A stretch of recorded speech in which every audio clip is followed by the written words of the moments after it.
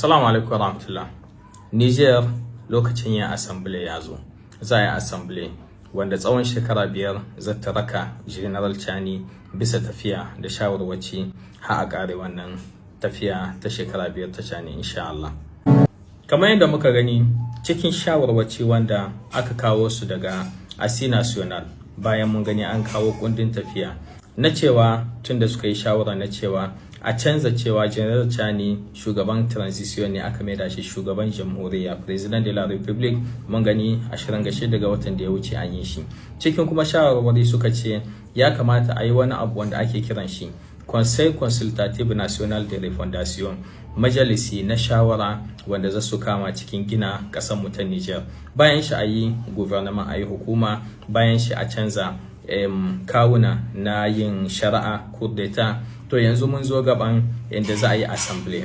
Conseil Consultative National, majalisin shawara na ƙasa, shine kaman assembly, amma yanzu mutane ne za a zaba masu ilimi wanda za su yi aiki cikin shawarwari yaya za a gyara Niger cikin wannan shekara 5 na General Chani masu zuwa.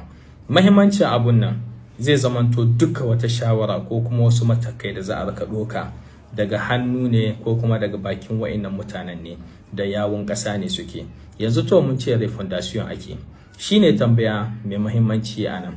Wanda za a zaben nan, za a yi zaɓe ne irin na 'yan siyasa a da, faran ami reconnaissance, ko kuma za a yi zaɓe ne na 'yan ƙasa wanda suke son ƙasa, wanda sun san aikin ƙasa, wanda mu ma ya kamata yanzu mu ɗar matakalmin mu tada mu kama gudu, tunda Ibrahim Traore ya mana nisa da Somali, su ma sun yi nisa duk da cewa cikin yaƙi suke.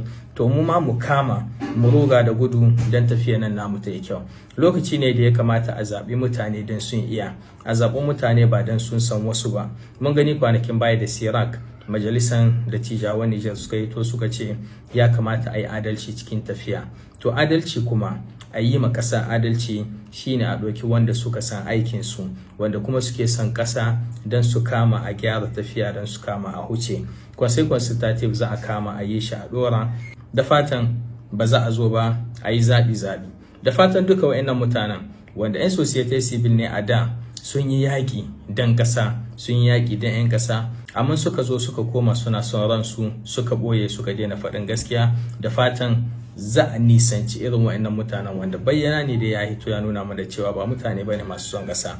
Sannan kuma da fatan duka wasu tsayin 'yan siyasa su ma za a nisance su ba tare da an zo an maido su ba, tunda ba zai taɓa yiwa ba sai NSP a ce kun zo kun yi juyin mulki, kun cire mutanen da kuka ce shekara da shekaru ba su yin aiki, yanzu kuma ku zo ku kama a dawo da su. Muna fatan duka mutanen da za su yi representant region daban-daban namu na Niger, mutane ne an ɗauko su daga cikin kowa da kowa, mutane ne wanda za su shahi 'yan cikin gari, 'yan ƙauye, mata, maza, matasa, manoma, 'yan kasuwa, 'yan makaranta, malumai, kowa da kowa ɗan Niger. Da fatan za a samu representant wanda a da gaske suna representantin matsalolinsu da a yi samu mata solution. Muna fatan mutanen nan da za a zaba a Conseil Consultative mutane ne wanda za su rika ba General Chani shawara ta kirki, ba shawara don son rai ba, ba shawara don tsoro ba, ba shawara don su yaudare shi ba. Aka ce ba a yin banzan sarki sai dai a yi banzan waziri. To idan President Chani yana da mashawartan kirki, wannan su ne za su kama mashi don tafiyan shi ta yi kyau. Mu dai fatan mu a zaɓi na kirki, a zaɓi 'yan ƙasa, a zaɓi 'yan son ƙasa, insha Allahu. Fara ami reconnaissance kenan, kawai a ce an huce lokacin shi ya huce.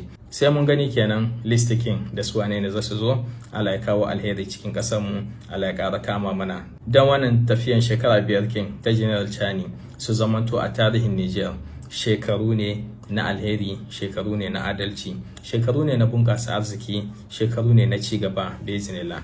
Allah ya kama mana, Allah ya samu dace.